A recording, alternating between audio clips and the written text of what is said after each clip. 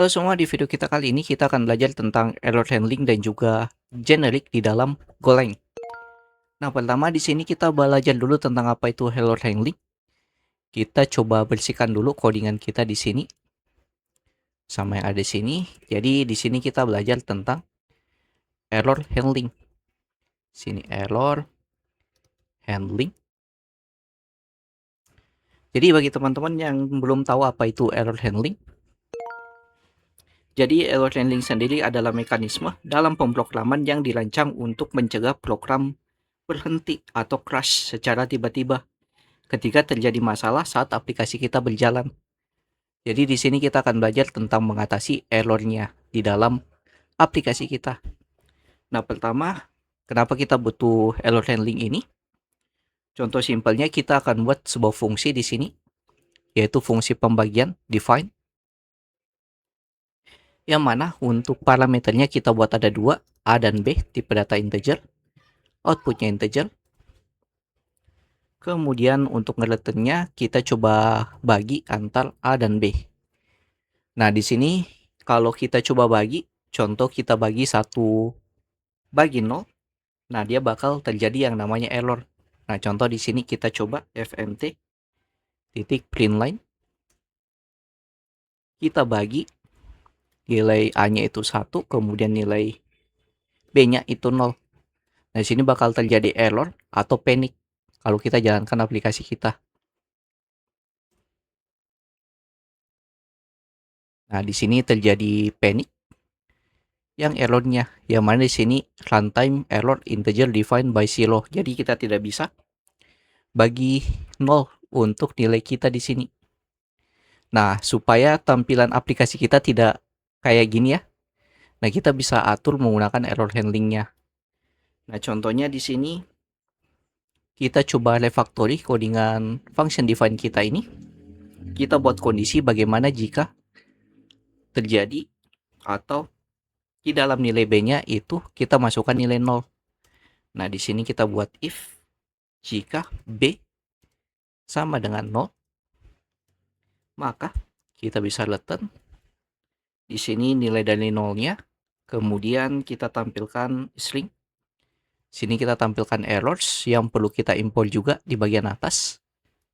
Titik kita buat error baru untuk pesannya nanti yang akan kita return yang berupa string. Contoh tidak bisa dibagi 0. Nah, kemudian di sini kita bisa return nilainya. Berarti di sini yang kita return, kita coba output juga untuk errornya di sini. Jadi dua hal yang kita tampilkan yaitu nilai integernya dan juga errornya. Di sini kita masukkan error. Nah, kemudian outputnya di sini kalau tidak terjadi error kita tampilkan nil. Nah, selanjutnya di bawah sini kita tinggal buat kondisinya. Nah, ini kita bisa hapus terlebih dahulu. Kita coba takbil hasil dan juga errornya dari fungsi define kita.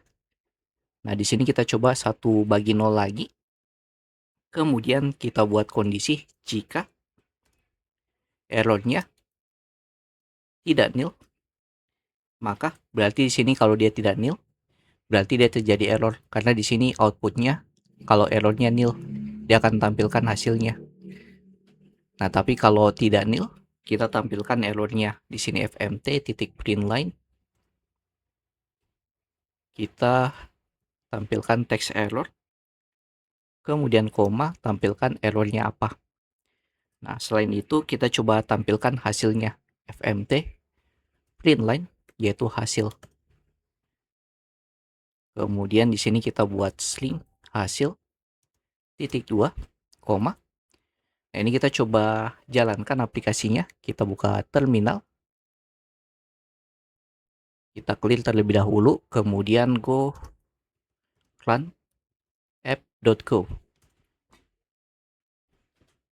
Nah, di sini bakal tampil error tidak bisa dibagi 0, yang mana hasilnya di sini 0. Nah, kemudian kalau hasilnya sudah benar, Nah, contoh di sini ya kita masukkan 5 bagi 1. Kita coba jalankan lagi di terminal, go run lagi. Nah, di sini bakal tampil hasilnya 5 dan tidak tampil untuk errornya.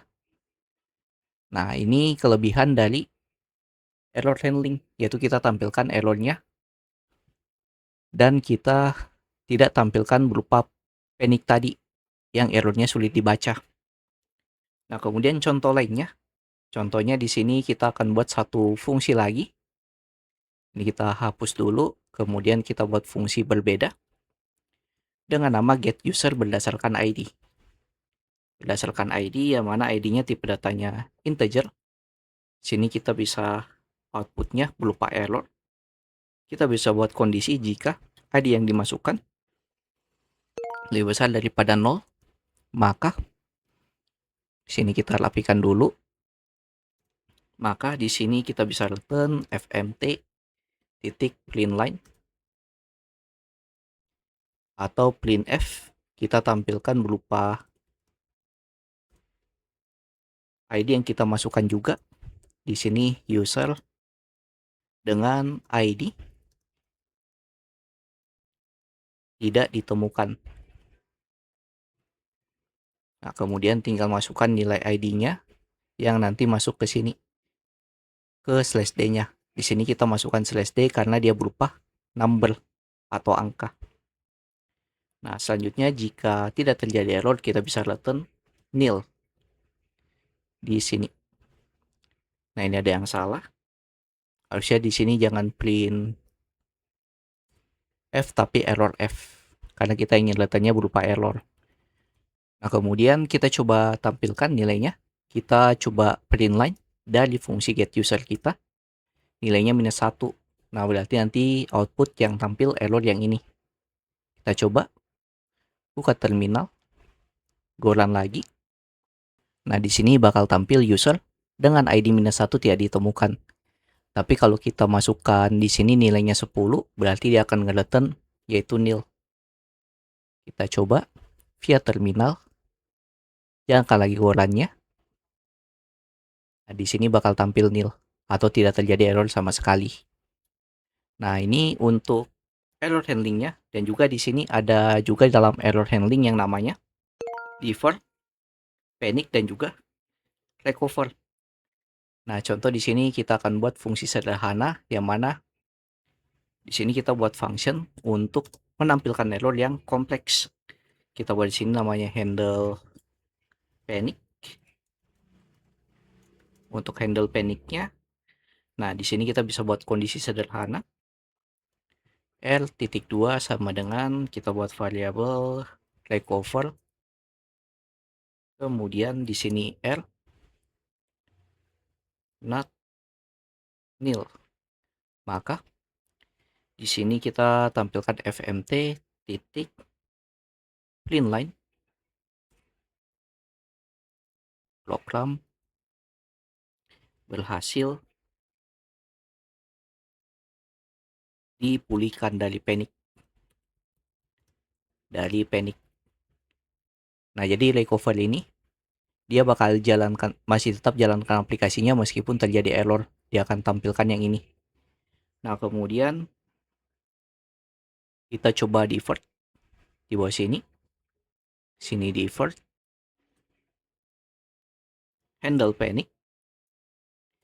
Kemudian di bawahnya kita tinggal buat kondisi. Jika B sama dengan 0, maka di sini kita tampilkan panic tidak bisa membagi dengan 0. Kita coba buat string yang ini. Kemudian di bawah kita jalankan fmt-nya. Fmt titik printline. Ini kalau dia berhasil, kita tampilkan hasil bagi titik 2 A/B. Nah, ini harusnya kita masukkan ke dalam fungsi lain, jangan di fungsi main-nya. Kita buat function di sini dengan nama bagi untuk membagi nilai A dan B, tipe data integer, paste, oke. Nah, kemudian di main ya, kita tinggal buat fungsinya di sini. Bagi dalam kurung kita buat di sini kalau dia nilainya bisa dibagi ya, yaitu 10 bisa dibagi 2. Nah, tapi kalau kita bagi 0, contoh di sini 10 dibagi 0. Nah, kemudian di sini FMT program selesai. Program selesai. Nah, kita coba jalankan ya. Jadi kalau nanti terjadi error, contohnya yang ini, dia bakal terjadi error. Dia akan tampilkan paniknya ini. Nah, kemudian kalau yang ini, dia bakal tampilkan nilainya yaitu nilainya langsung ya dari pembagian kita yang ini. A/B. Nah, tapi di dalam errornya ini, kayaknya ini tidak bakal tampil, tapi bakal tampil juga yang ini. Handle paniknya. Supaya paniknya itu tidak tampil. Nah, ini kita coba via terminal. Kita clear terlebih dahulu. Kemudian go run. Nah, di sini hasil bagi 5. Jadi yang pertama kali jalan, malah yang paling bawahnya ini hasilnya. Nah, karena di sini dia akan proses dulu menggunakan defer dari paniknya. Nah, kemudian di sini program berhasil dipulihkan oleh panik atau dari panik. Nah, karena dari sini tadi. Jadi cek dulu proses dari recovery-nya. Jadi meskipun error dia bakal tampilkan recovery-nya ini. Nah, kemudian terakhir program selesai yang ini. Jadi yang pertama kali jalan, yang ini dulu. Hasil baginya. Kemudian di sini tampil recovery-nya, yaitu untuk handle-nya. Jadi dia kalau paniknya itu terpicu, tapi dipulihkan oleh recovery. Jadi yang tampil itu bagian recovery-nya ini. Yang ini. Nah, kemudian di sini terakhir program selesai dari inputan terakhirnya ini atau code sintaks terakhir kita. Nah, di sini sebenarnya fungsinya kalau di VOP JavaScript itu mirip dengan try and catch. Jadi jika terjadi error tampilkan paniknya, kemudian finally-nya tampilkan recovery-nya. Jadi meskipun error, dia bakal dipulihkan dengan tampilkan nilai yang ini. Jadi tidak tampilkan nilai yang ada di sini. Oke, ini untuk error handling di dalam Golang. Kemudian kita lanjut untuk generic di dalam Golang. Ini kita hapus dulu. Jadi generic sendiri adalah fitur yang memungkinkan kita menulis fungsi, struct, dan juga method menggunakan tipe data fleksibel yang ditentukan saat kode tersebut dipanggil. Jadi untuk pembuatan fungsi, struct, dan juga method, kita bisa buat tipe datanya. Itu tipe data apa saja. Nah, contoh di sini kita akan buat sebuah fungsi sederhana. Function dengan nama print data. Nah, di sini kita buat T ini. Jadi tipe datanya bisa apa saja. Kemudian di sini data berdasarkan T-nya. Nah, ini untuk outputnya. Output dari data kita. Nah, sini kita tinggal fmt titik kita print line data yang kita inputkan. Nah, kemarin kan kita harus definisikan tipe datanya apa dan outputnya apa. Nah, kalau generic ini kita lebih fleksibel. Tipe data dan juga outputnya bisa apa saja. Nah, contoh di sini kita print data. Jalankan print data di mana tipe datanya di sini berupa string. Kemudian tipe data kedua itu berupa number. Dan tipe data ketiga itu berupa boolean. Nah, di sini masih tetap jalan meskipun tipe datanya berbeda dengan fungsi yang sama di parameternya. Nah, tapi seperti ini ya, Reski 30 dan true. Oke, jadi seperti ini ya. Jadi fleksibel untuk parameternya, tipe datanya apa saja. Nah, ini untuk fungsi menggunakan generic. Nah, kemudian kita bisa masukkan juga ke dalam sebuah struct. Nah, contoh di sini type response. Nah, ini tipenya bisa apa saja. Kemudian struct. Sini data. Nilainya bisa bebas, fleksibel. Kemudian pesannya berupa tipe data string. Nah, di sini kalau kita coba di bagian bawah. Nah, contoh kita buat struct user 1 berdasarkan struct-nya itu respon string untuk outputnya. Sini kita tinggal masukkan untuk datanya, kita bisa masukkan berupa string. Kemudian di sini message-nya kita masukkan contohnya sukses. Nah, di sini kita fmt titik print line user 1. Nah, kemudian kita bisa tampilkan juga dengan nilai data yang berbeda. Contoh di sini respon 2. Nah, dengan outputnya dan datanya yaitu 200. Nah, ini masih bisa. Meskipun tipe data dan datanya itu berbeda. Bukan tipe data string lagi. Nah, di sini kita buat juga contoh 100. Di sini integer. Ini kita buat string. Nah, seperti ini. Jadi bebas untuk datanya, untuk tipe datanya apa-apa saja. Nah, ini masih jalan codingan kita. Kalau kita buka terminal, jalankan. Nah, seperti ini. Nah, cuman kekurangan dari